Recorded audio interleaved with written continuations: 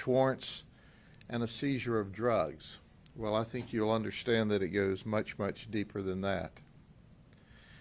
And that's how it culminated on the 22nd of June when we served 3 search warrants, 2 of them on 37th Street and 1 of them on Avenue M in the Inwood area just outside the city of Winter Haven. But it's a family affair. It's a generational event. We have 3 generations of Rogers who are actively involved in the trafficking and sale of drugs. Now, I continue to hear over and over this false narrative that they're trying to push all across this country, that drugs are low-level, non-violent events, okay? Low-level, non-violent drugs. Well, I think you'll understand that it's not just a low-level, non-violent drug. So, it culminated with a search warrant. These folks aren't new to us. The Rogers family has been around for decades. Now think about it. Either we began this investigation on November of last year, or we began it 30 years ago. That's right.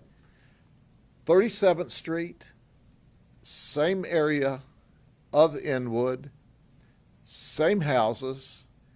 We have been putting these people in jail and some of them in prison for 3 generations, and they continue to sell drugs. In fact, I'm going to introduce you to at least one of them that we arrested in a major league trafficking wire investigation, wiretap, in 2020 that hasn't even been a trial yet, and I'm going to give you details how we are arresting them once again. But as we go through this, it is important for you to understand that these folks have created death and destruction for many, many families for a very long time. When we did the search warrants, we seized on that particular day 3 pounds of meth, 224 grams of fentanyl. Now, folks, 224 grams of fentanyl is potentially enough to overdose and kill 95,000 people. Did you hear what I said? 95,000 people. We also seized 1 kilo of cocaine, almost 1 kilo of MDMA, oxycodone, a 9mm handgun. Imagine a convicted felon with a handgun, right? I mean, that's not anything new to most of you. And a pill press. Where's our pill press? It's supposed to be here. Do we have it someplace? Y'all didn't bring it here?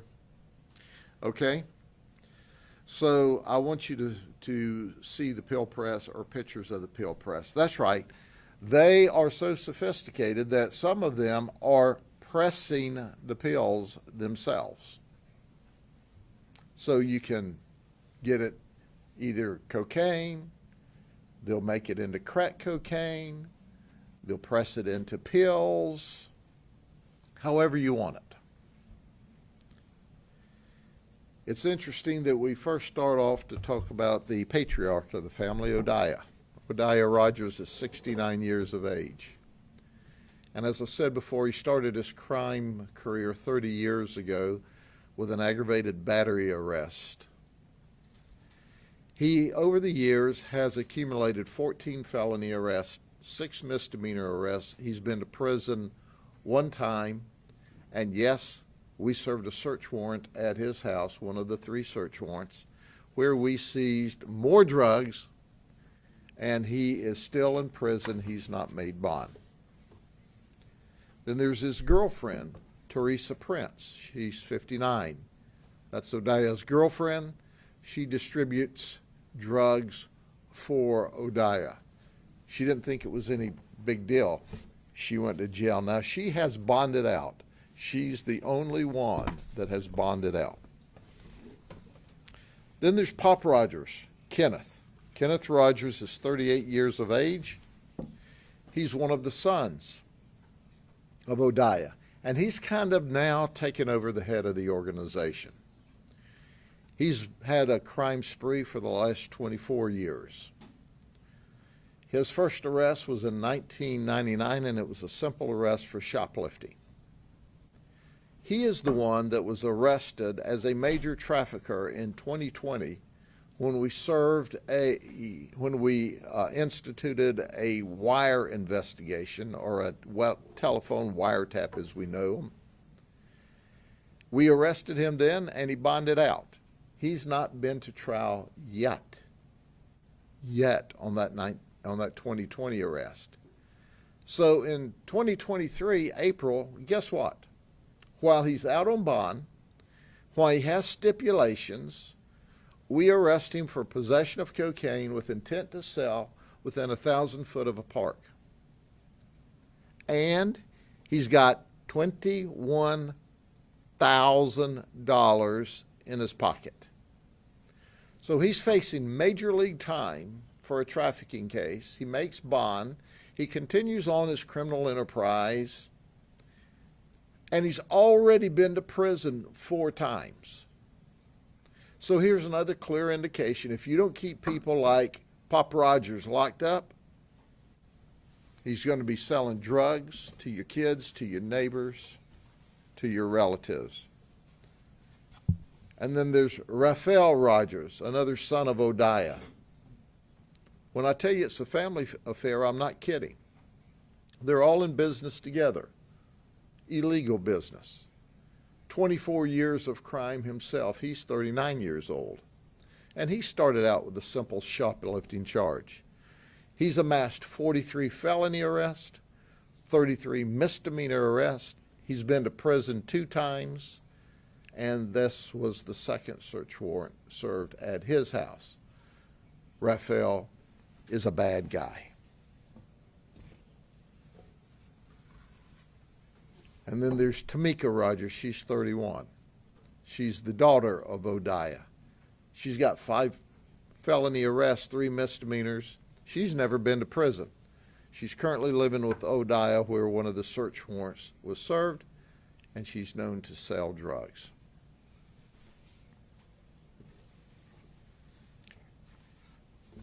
And then there's Dominique Rogers. He's 28, Odiah's son.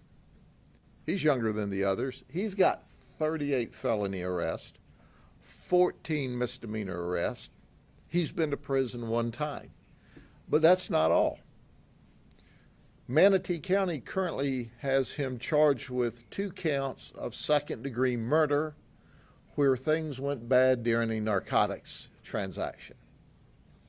So not only does he have that occurring, but while he did that, he's also under investigation with us for providing fentanyl that created the death of a 19-year-old girl, a teenager, a victim.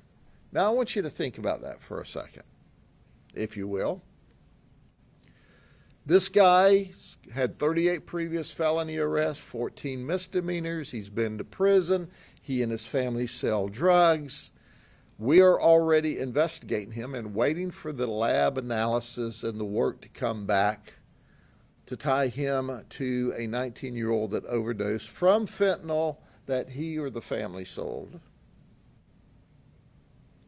And he gets charged with 2 murders in the meantime. Now let me go over this again. Who thinks this is low-level, nonviolent crime? If you perpetuate that position, you're just a nut. You're crazy. You're out of your mind. Drugs are not low-level, nonviolent crimes. They never have been. But we've got people running across this nation, some well-meaning people, suggesting that it's really not that big a deal. It's not violent. It's not. You show me drugs, I'll show you guns and dead people every time. And you know, you may not think it's a big deal. You may think it's a low-level nonviolent event, a low-level nonviolent crime that doesn't need attention until it's your child that's dead. Think about that. Think about if you were the parents of this 19-year-old girl who died from this fentanyl overdose, or if you were the family of these two people that Dominique Rogers shot and killed. Think about that. So the next time anyone, whether on social media or mainstream media, wants to tell you that it's really not all that bad, you can suggest to them, are you a nut? Here's the third generation, Jordan Rogers. He's the grandson of Odiah. He's 21. Up until this search warrant, Jordan only had one previous arrest for fleeing to elude, and that was dropped. So while he's lived in and around this crime spree, this ongoing crime spree for his entire life, he was never at least caught up in it criminally until the search warrant was served and we caught him with a litany of drugs. But if you look at Jordan and his entrance into the drug world and the crime world at his age, and then you overlay it to his parents, to his dad, who was Raphael, and then you overlay it to Odiah, who's his granddad, he's following the same pattern. He's living what he's learned at home his entire life. And that's sad. And he's the one that had the pill press where he was. And we believe he's the one that was pressing the pills into all kinds of drugs. The third generation. So dad, granddad have taught him the business well. I'd like to point out that Teresa was released. I also have some juveniles here. One was charged with misdemeanor, 2 with felonies. I suggest to you that these juveniles who aren't blood relative that we can determine at this stage of the investigation, but are there living in this environment, that's also the next generation. And when we arrested them and sent them to juvenile, they didn't score out enough to stay in lockup. So the system has helped perpetuate this problem with its lack of attention to the juveniles, because they've already figured out with this arrest, whoa, they're not going to keep me locked up for this. Until one day we do for a long time, for second-degree murder maybe one day, or fentanyl overdose deaths where you kill someone one day. I've also left out a couple of the other guys. They are part of the trafficking organization, but they're not the family. These guys here, they're trafficking in the drugs, but they're not related by blood. This family affair, this Rogers family affair, has been alive and well for a long time. They've been in and out of jail numerous times, and as I outlined to you, they've been to prison as well. So when's enough?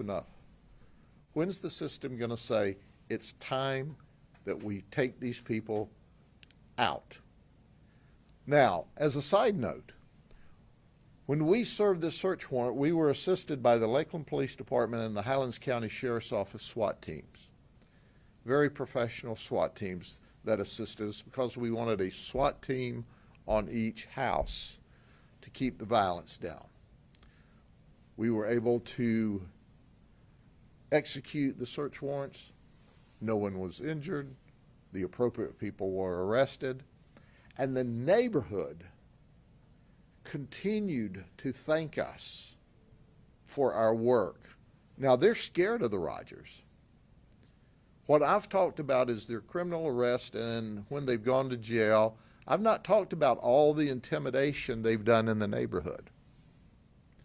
I've not talked about one of the very few unsolved homicides we have in this county that's on 40th Street, 3 streets over, that I believe in my heart and soul they got a part of that some way. But do you think anybody's going to talk to us with the Rogers family right there? No, because they're afraid that they may be the next one that's killed. So at the end of the day, know this, that once again we've arrested the Rogers family. This time we've arrested all 3 generations at one time. But the Rogers and everyone else should understand that we're going to continue to arrest you, and arrest you, and arrest you.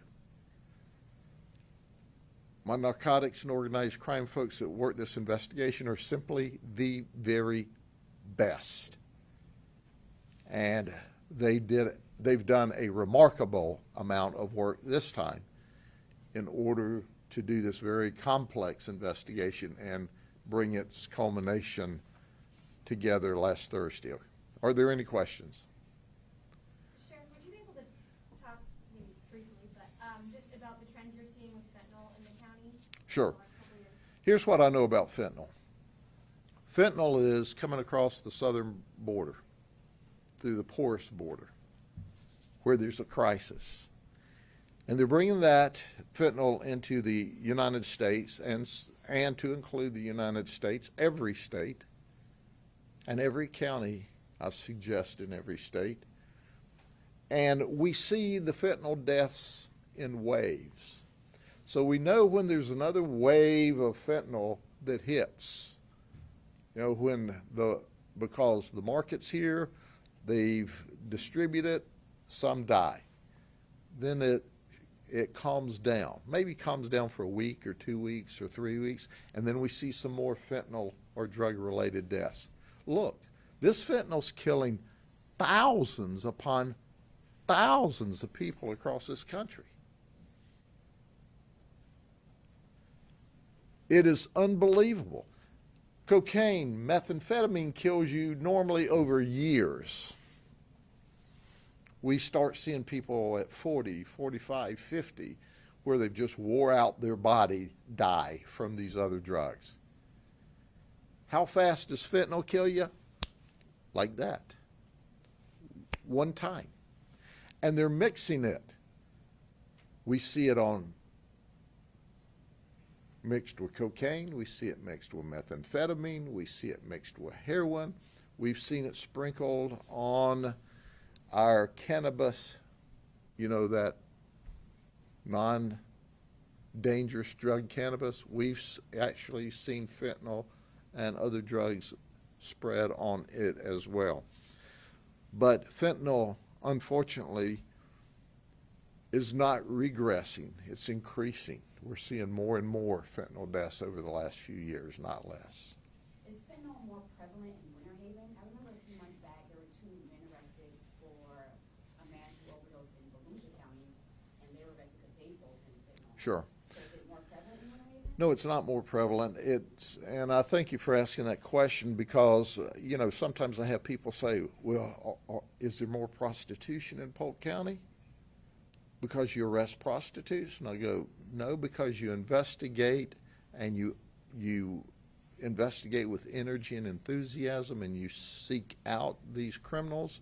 It doesn't mean there's more of it. It means you're identifying it and taking them into custody. The same things with fentanyl and all of these drugs. I have organized crime teams that are focused on large-scale drug operations. I have narcotics units that do undercover work. I have street crimes units that do street crimes, drugs. So we're going out to these communities because it's not just a drug problem. It's not just a death problem. It's quality of life problems in neighborhoods where people are complaining. They're up all night. They don't ever sleep. They keep me up all night. So we're fighting this drug at every level, and that's why you see this.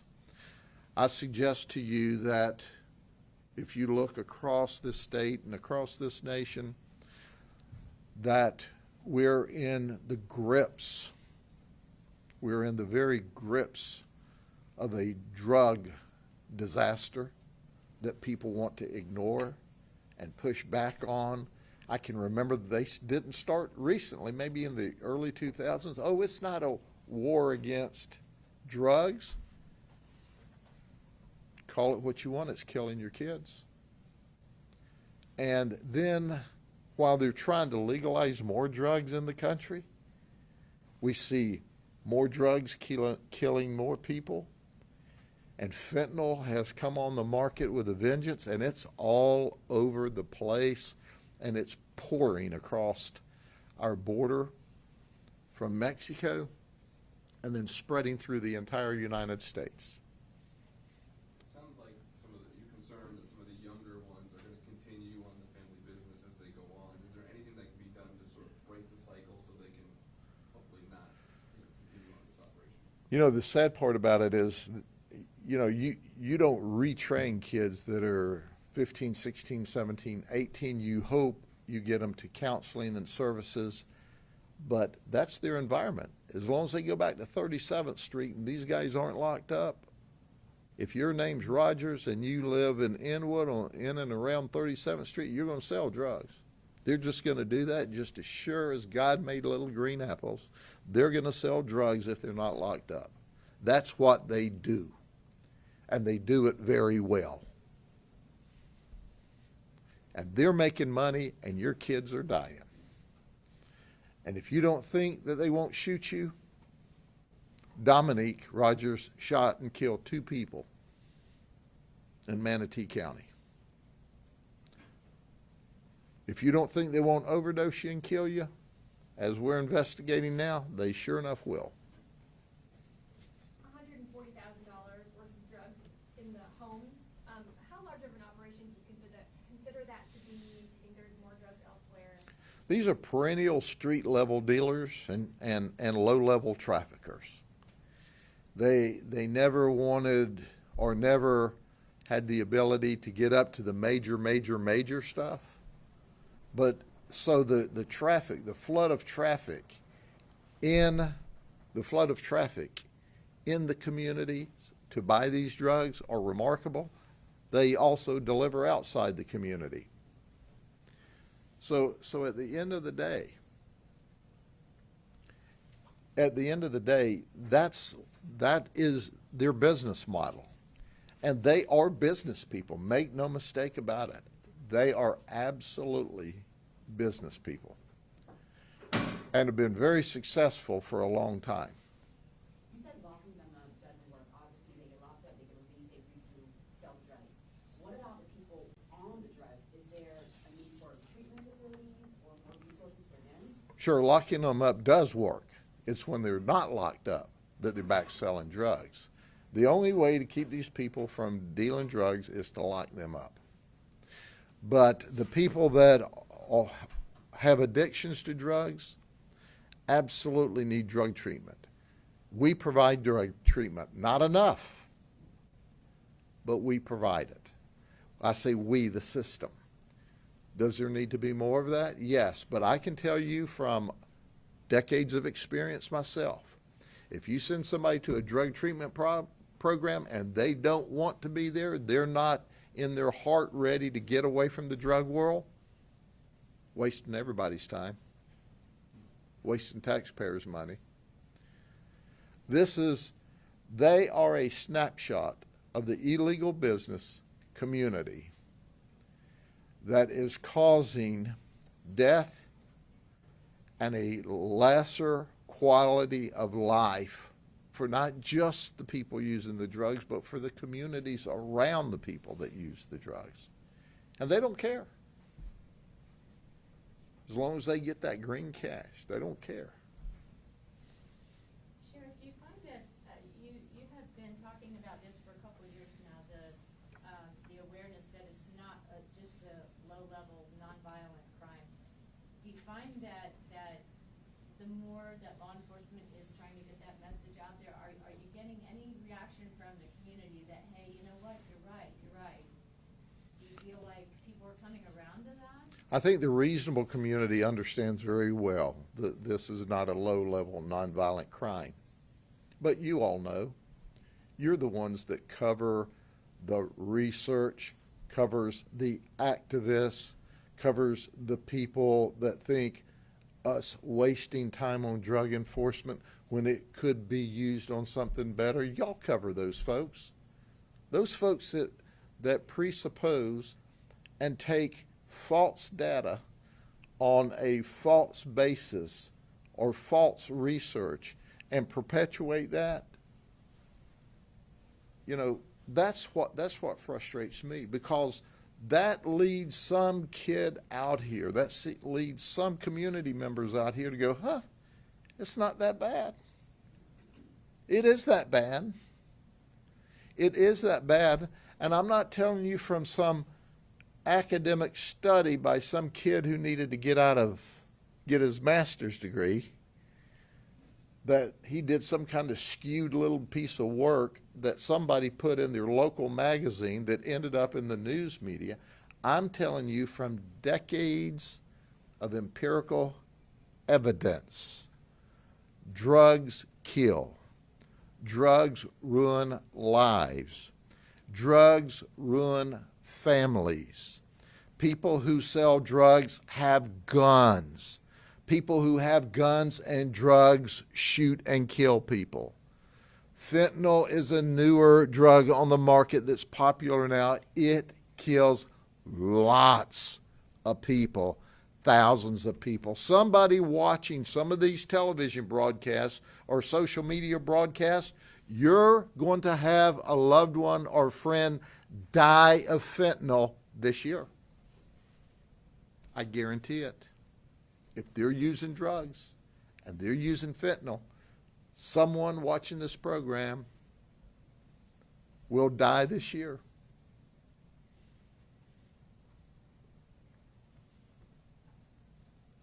We have the pill press here. It's magic how that works. And our folks will set it up. We got the captain, and they'll set it up. They will show you how it works. It's quite a sophisticated piece of machinery. You know, they don't sell this at Walmart, at least not yet. You order it or you steal it.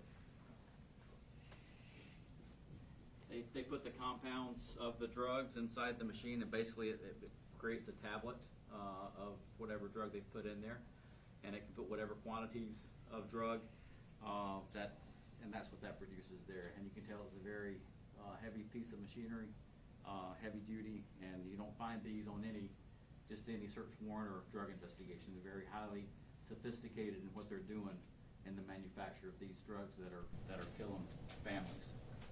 You know, we did an operation not long ago where they were pressing the pills, the fentanyl pills, to look like oxycodons, complete with a number on it. So people were thinking they were getting an oxycodone pill, and they were getting a fentanyl stamped pill, and some folks from that operation we learned had died as a result. I think we had 3 or 4 over in the west side, if memory serves me correct, were attached directly to, they thought they were getting one kind of pill commercially when it was bootleg stamped, and it was really fentanyl. I think 3 or 4 died from that operation. But there's a press. Y'all be safe. Have a good day. Thank you for covering this. And somebody also will be alive because they'll take to heart what y'all do and say today.